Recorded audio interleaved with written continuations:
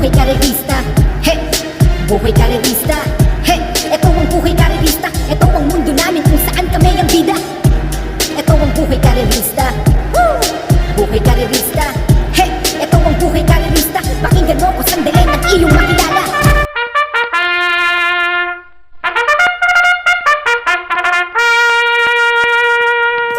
Muling nagbabalik ang Pinoy Karera Sports, di ba pa, para dito sa pangatlong araw ng pakarera dito sa MMTCI Metro Manila Turf Club Inc. sa Malbar, Tanawan City, Batangas, araw ng Sabado, October 19, 2024, at meron tayong ngayong matutunghayan na 6 na karera para sa araw na to.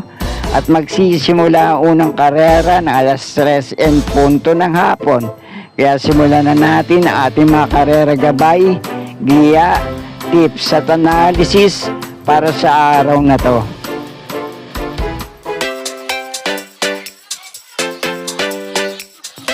Dito na tayo sa race number 1, panimulaan ng pick 6, races 1 to 6, 1,200 meters ang distansya rito.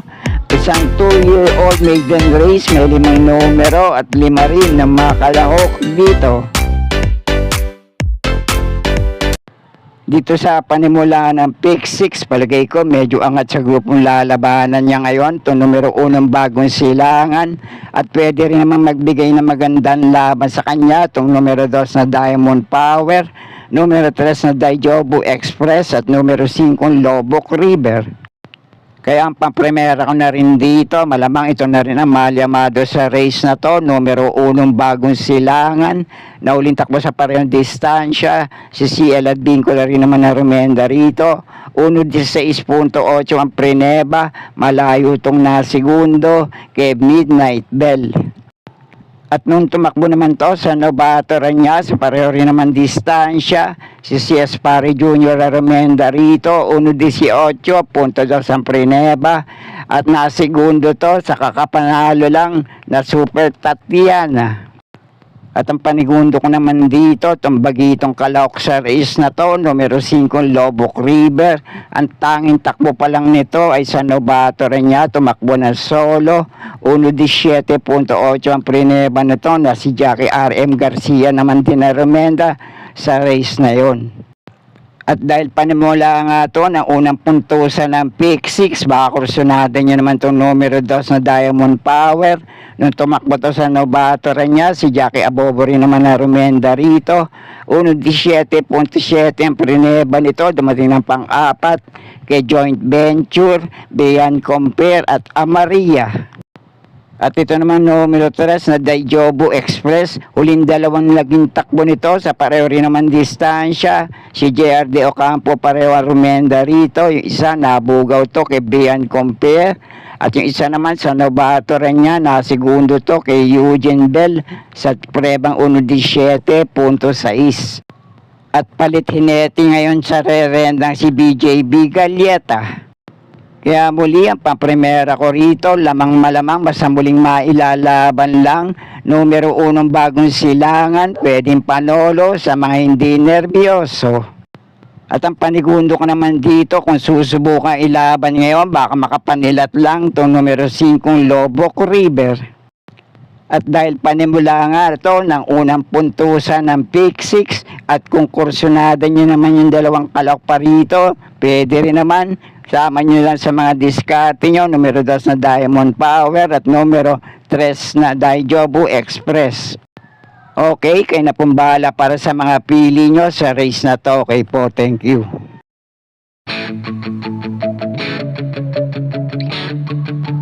At sa race number 2 na tayo, ang panimula ng pick 5, races 2 to 6, 1,400 meters naman ang distansya rito, na may 6 na numero at 6 din na mga kalahok dito. Dito naman sa race na to, ang pampremera ko rito, itong nangayaw lang nung huling takbo sa parehong distansya dahil sa daladala nitong aparador sa likod niya, numero 3 na Avalon Bandit. Nauling takbo nito sa parehong distansya, dumating lang ng pang-8 kay Instant Notice, 57 kilo ang peso. Nabawasan lang ng konting laman ang bitbit nitong aparador sa likod niya ngayon. At kung hindi na makaka-apekto sa kanya ngayon, baka magawa nito yung huling panalo na 1.28.8 ang tinyempo sa parehong distansya. Si Jay Gusi rin naman na rumenda rito nung tinalo na to. Sila Caloocan, Sap at iba pa. Kaya depende na lang sa itatakbo nitong numero 3 na Avalon Bandit. Pwede nyo pa rin panama sa pagpipilian dito. Yung tatlong kalahok na naglaban-laban na rin, huling takbo sa parehong distansya. Numero 1 Let It Shine, numero 2 na Barayong, at numero 5 Laping Tiger. Noong ang nagwagisa naging laban nila ay si Queensland at nagdatingan ng dikit-dikit lang sa meta. Dumating ng pang-6 tong numero 2 na Barayong, dumating ng pang-7 tong numero 1 Let It Shine, at dumating naman ng pang-8 tong numero 5 Laping Tiger, at tinalo nila pareho sa datingan tong numero 4 Anyare. At yung tatlong kalahok na to na tinutukoy ko, naglaban-laban na rin minsan sa parehong distansya at tinatalo nila ang isa't isa sa datingan. Depende na lang kung sino ang nalabanan. Kaya para sa pili ko sa race na to, pamprimera ko itong numero 3 na Avalon Bandit. Panigundo ko naman dito, numero 1 Let It Shine. At depende nga sa itatakbo nitong numero 3 na Avalon Bandit, pwede nyo pa rin panama sa pagpipilian sa race na to. Numero 2 na Barayong at numero 5 Laping Tiger. Kayo na pong bahala para sa mga diskarte nyo rito. Okay po, thank you.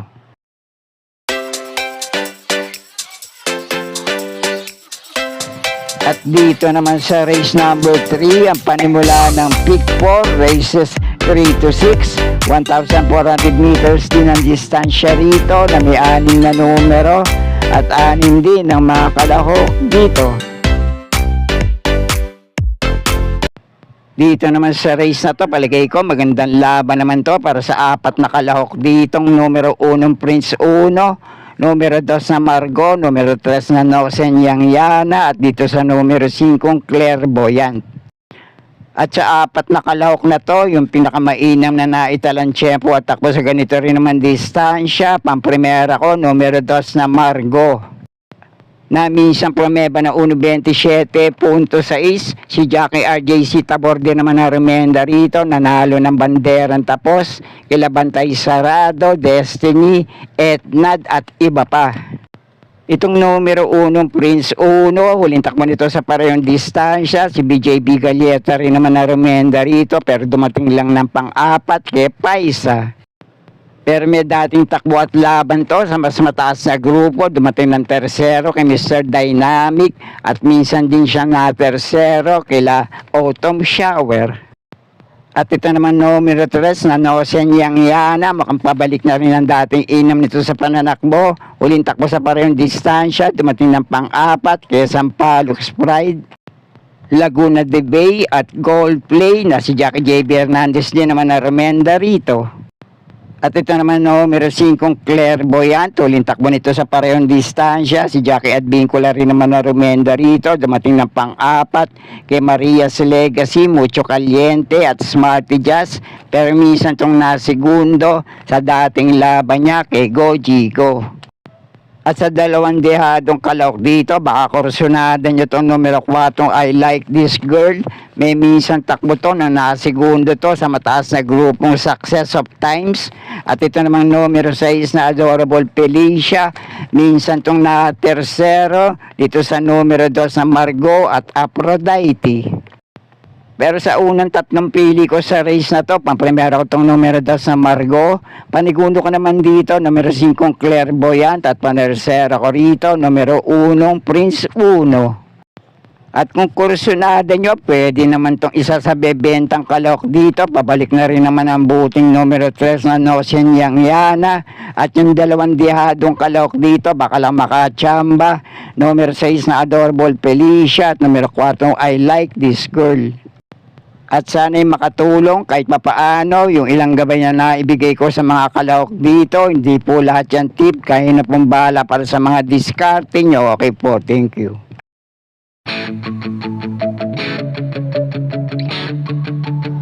At nasa race number 4 na tayo, 1,400 meters ang distansya rito na may 7 numero at 7 rin ang makalaok dito. Dito naman sa race na to, pamprimera ko rito, lamang malamang, basta muling mailalaban lang, numero 5 Tugatog.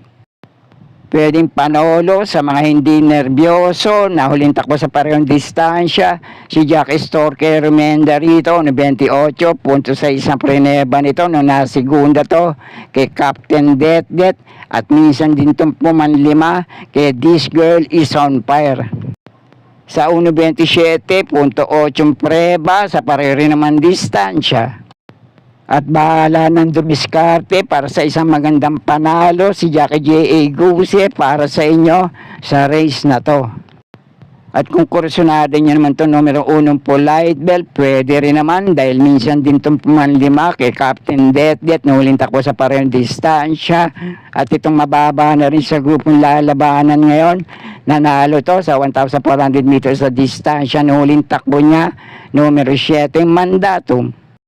Okay, kayo na pong bala para sa mga diskarte nyo dito sa race number 4. Okay po, thank you.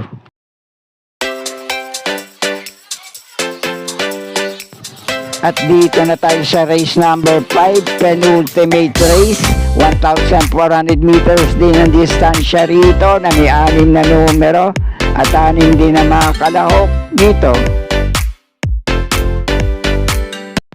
Dito naman sa race na to, magandang laban naman to para sa 4 na kalahok dito. Numero 2 na Baywatch, numero 3 na Sneaky Eyes, numero 4 Carolina Bell at numero 6 na Surplus Boy.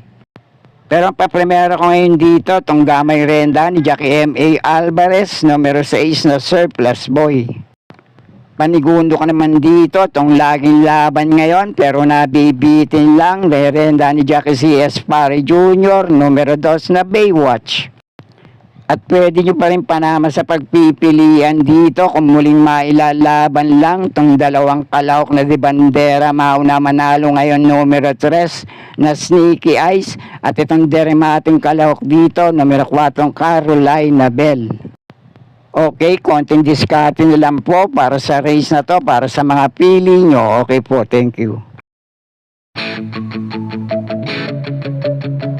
At nasa huling karera na tayo para sa araw ng Sabado, race number 6, last race para Tingan, 1,400 meters ang distansya rito na may 7 numero at 7 rin na mga kalahok dito.